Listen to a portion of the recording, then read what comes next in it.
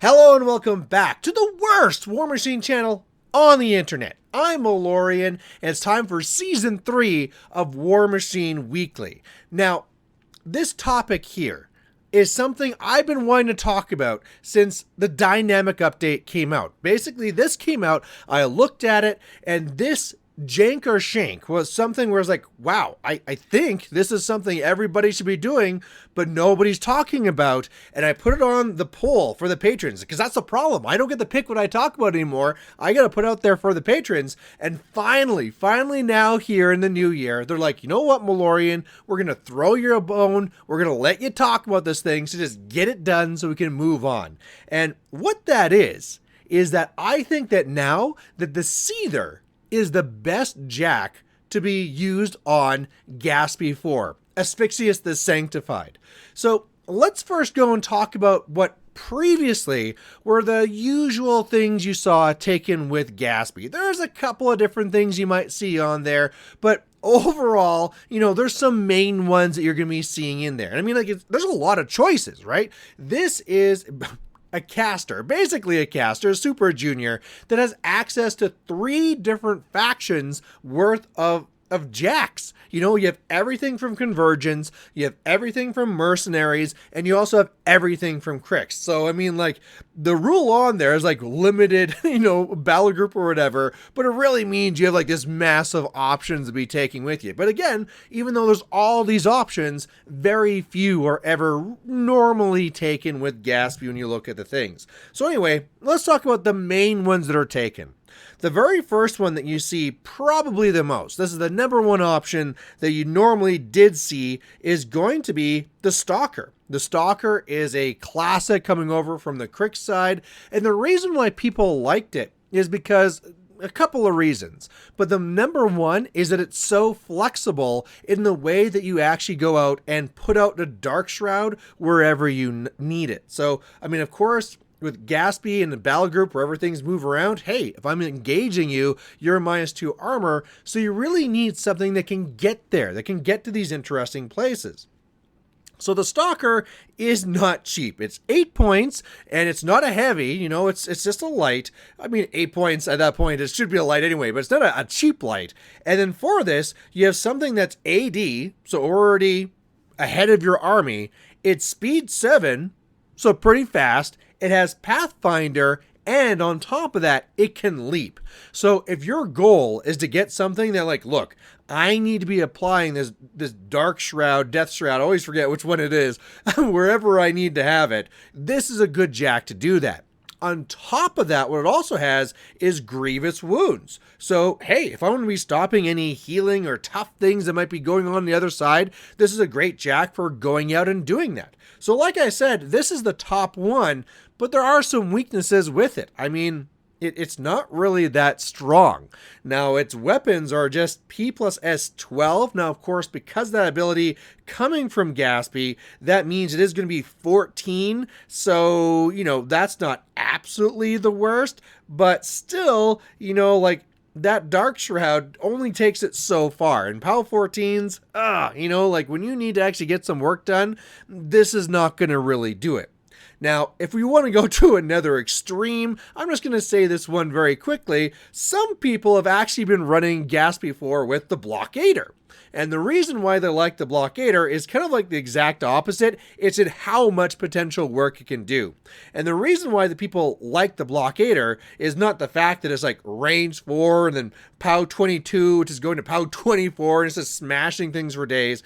It's the fact that Gaspy has that rule that if you're base to base, the jack can be using all of Gaspy's focus. And so if you set everything up right so they can keep Gaspy safe, this Blockader can go in, have its free focus, and then use the 5 from Gaspy and just be like, and kill everything and do amazing work. So that's kind of like an extreme, but I would not say it's overly popular because it's actually pretty dangerous.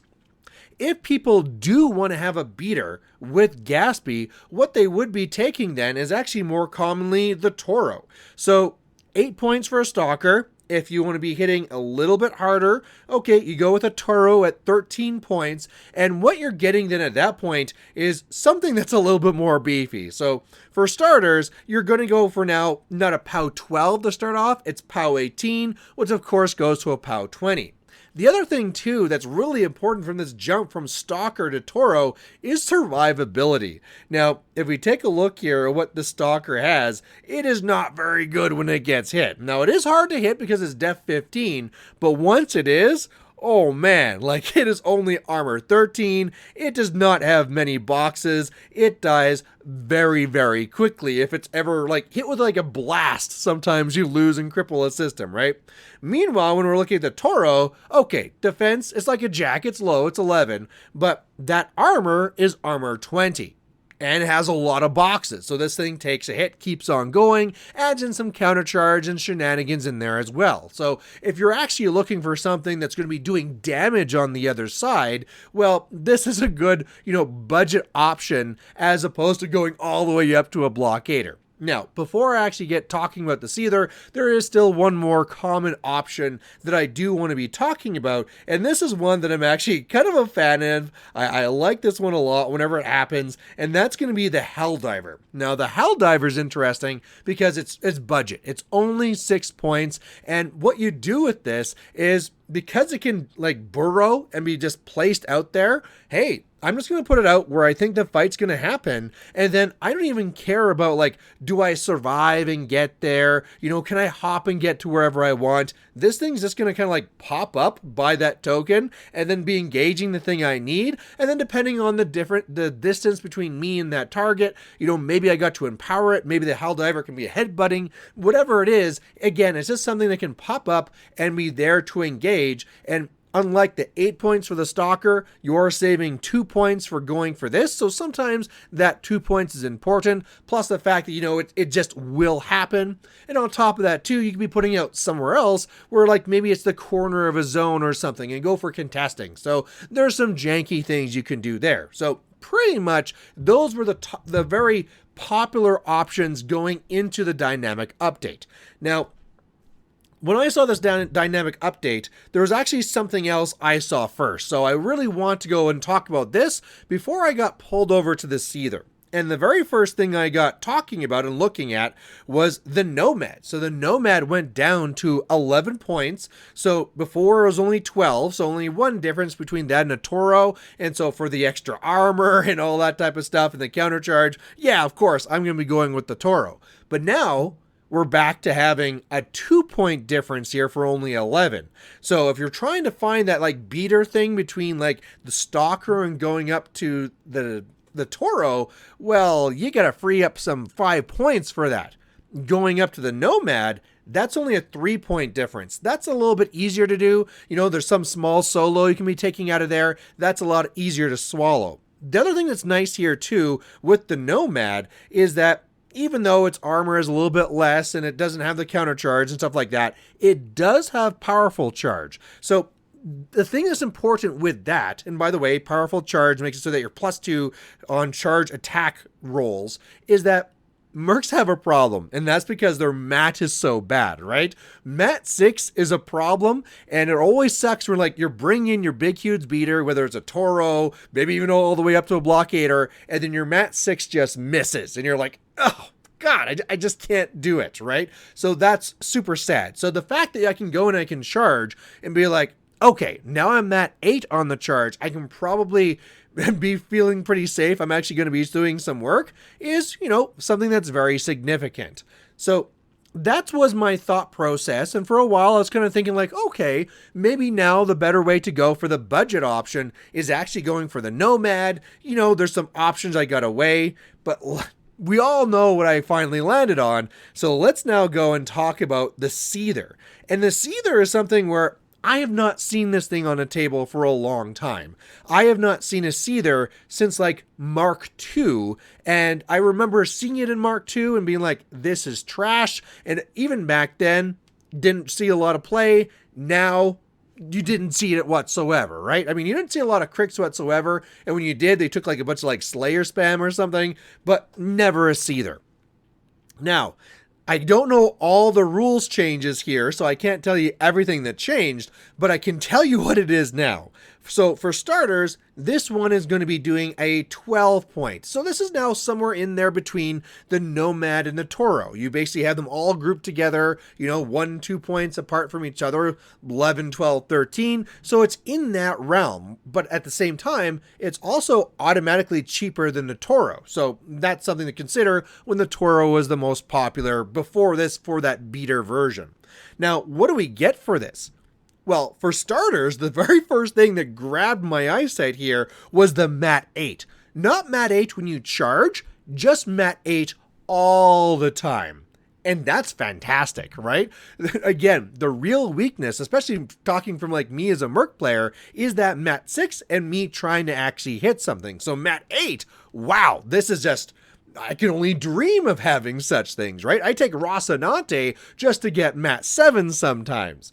Now, there's another thing that's on here too, is that it's not going to be having reach like the other jacks have, Nomad and the Torro. However, this one's going to be speed 6. So really, overall, with all these different types of things, it all kind of averages out, except you do have to kind of consider that final overall threat for the Nomad and the Torro was just with the sword. And if you ever want to do the little punchy punch it has, that's only 1 inch. So that was also less. So this model can actually get in there, the Seether, with all of its attacks at the same threat level that your Torro and Nomad did with their absolute best attack. Now, another thing we're talking about here is that, again, normally for that Torro and the Nomad, you only really cared about the sword attack. Well, this thing actually has 3 attacks. So it's going to be having a Talon that's POW 17, another Talon that's going to be POW 17, and on top of that,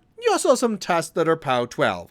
The Tusks aren't really crazy, they're not really great, but then again, like that one fist of the Torro and the Nomad, that was also pretty bad as well. And if you ever care, the Tusks are also going to be adding hard head, so if you're ever doing slams or headbutts or something, okay, you're doing those a little bit stronger. Now, obviously, 17 is less than 18. That's all obvious. We all know these things. But there's something here that's adding more to it than we need to consider here, which is the fact that if I'm going in with like a Nomad or the Torro, well, sure, that is going to be stronger for those attacks. And what am I going to be getting going in there? Assuming I'm not charging, I'm going to be getting normally my 1 initial with it and then 3 bot attacks, right? So 3 times trying to be doing this. If I look at this here, I'm getting an extra one at 17. So it really kind of depends what I'm attacking here, but really, when we're doing our dice math, the 1 extra attack trying to make up that 4 damage should be pretty easy, right? Especially where normally this is actually POW 17 going to 19 because of what's going on with the Gaspy Dark Shroud thing. So that's really important here. Now, there's something else, though, that's even more important on top of that, and that's going to be, it has Berserk and Uncontrollable Rage. We'll get to the Berserk in a second, but Uncontrollable Rage. So this model must run or charge during its activation if it can, unless it is engaged by an enemy model, it is engaging an enemy model, and it does this without spending focus. So what this actually means is that it's actually getting another attack, because in those cases, like it normally happens, where you need to charge in order to get into combat, a lot of times your opponents don't like derpy walk into your charge range. Assuming you have to charge to get there, well, this thing's doing it for free, meaning it's going to be holding on to an extra focus, which means it gets to buy an extra attack. So if we already kind of thought like that 1 extra attack was going to be making up that 4 extra damage going across the 4 attacks for the 18 versus 17, now this is going to take it even farther above than this. Now, I am going to talk about in a second about the negative of having that whole uncontrollable rage. But first, I want to be talking about that Berserk. So, Berserk, when this model destroys one or more models with a melee attack during its combat action, and immediately after the attack result, it can make an additional attack against another model in its melee range. So, this is even additional attacks. Now, this won't be really working on the whole idea of we're going to go in there and try and kill a heavy, because you need to kill something for Berserk to actually do something, but this makes it just that much better against infantry, right? Torros and the Nomad, it doesn't really like fighting infantry. Like slowly trying to hit things at mat 6 with its sword, not really the best. This thing here can be dealing with the heavies and can definitely be dealing with the infantry. With all these initial attacks and all the Berserk, it's just going to be killing anything that's in its range. Now, sadly, that range will be the 1 inch versus the 2, but I mean, the speed, blah, blah, blah, that all kind of like washes out. So that's another bonus I see on here. Let's also talk about that it also has countercharge. So when you're looking over that spectrum and you're like, okay, for the Nomad, is it really worth it, trying to gain or lose the countercharge? Well, just know that here at that middle option for the Seether, it also gets the countercharge. So that's also going to be in there. Plus, this is a countercharge at mat 8.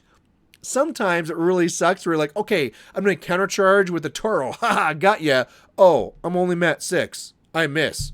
Go on. And I've like derpily moved into like some other countercharge or whatever it is. It always sucks when you do this ability and you don't even hit. Countercharging with mat 8? Yeah, you're probably going to be hitting. All right. Let's get to the negative. This is the big negative here, is going to be in that uncontrollable rage. You have to charge or run if possible. And I remember in Mark II, I believe this had other rules which made this even stupider and you could really like control them on all this stuff. But the way it's worded right now really isn't that bad. So what it really means is that in a lot of cases, when you're starting off the game, sure, I'm going to be running. We're planning to run anyway. When it comes to the time to charge, sure, I'm going to be charging anyway. Let's do this. If it's something where maybe you've already engaged me, well, then it doesn't matter. I'll say it's a charge, but I'm kind of here and ready to fight anyway. Let's kind of do this. The only times that this is going to be a big deal for you are these. 1, if they're hiding on the other side of a wall. This was already a deal for the Torro anyway, but whereas the Torro or the Nomad could walk over the wall and then make attacks, sorry, this model can't do that. So in those very few cases, okay, don't be sending your heavy up against a wall. That's usually a bad idea anyway. Here's another one. If there's ever a model like around a building. So if you're ever in that like janky case where your Jack can like walk around the building and hit it with its sword, sure, that's going to be better than the Seether. One more case.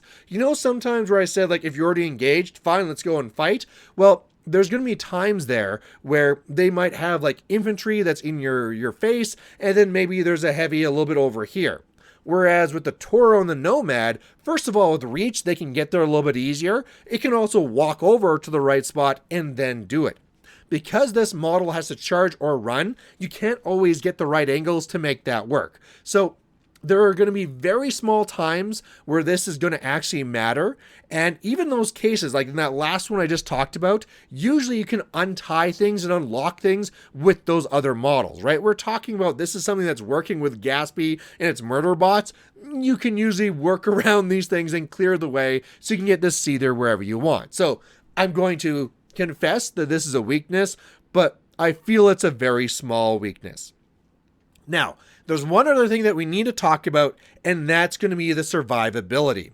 Whereas the Nomad is going to be armor 19 and the Torro is going to be armor 20, this is armor 17. So that's going to be even less than what we're looking at for the others. Not as low as the actual Stalker, and of course as pretty much all the boxes you need as well too, but that is something also to keep in mind that it is lower.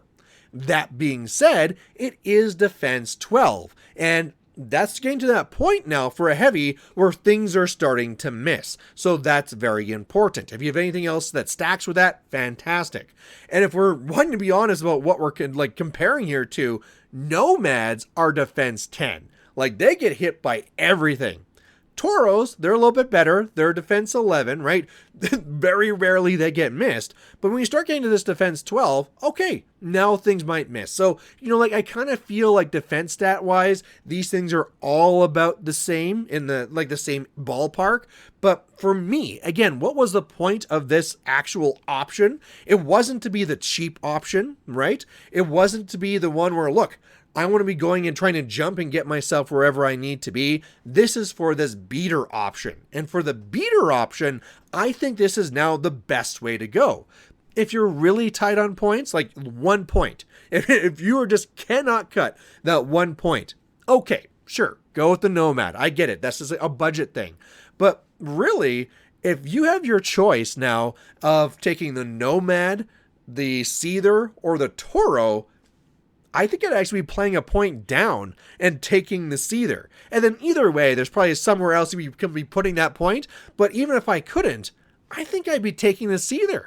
Like I'm saying, it just has that extra mat, which is golden, and it's going to be doing extra damage, which is exactly what you're wanting it to do, whether it's heavies or whether it's infantry. You have to be a little bit wise in the way that you deploy it and don't start running towards walls and stuff like that. But otherwise, I think you can be getting a lot from this Jack. And I think that everybody out there that's running a Gaspy should probably be looking for a Seether. And the good news is that because they've been so unpopular, they're cheap. So if you're hearing this and you think that I've been making any sense whatsoever, I highly suggest you get out there and try and find a Seether as fast as possible, or at the very least in your next game, try it out, see how it goes, and then hopefully you'll agree with me, and then quickly try and grab those Seethers while you can.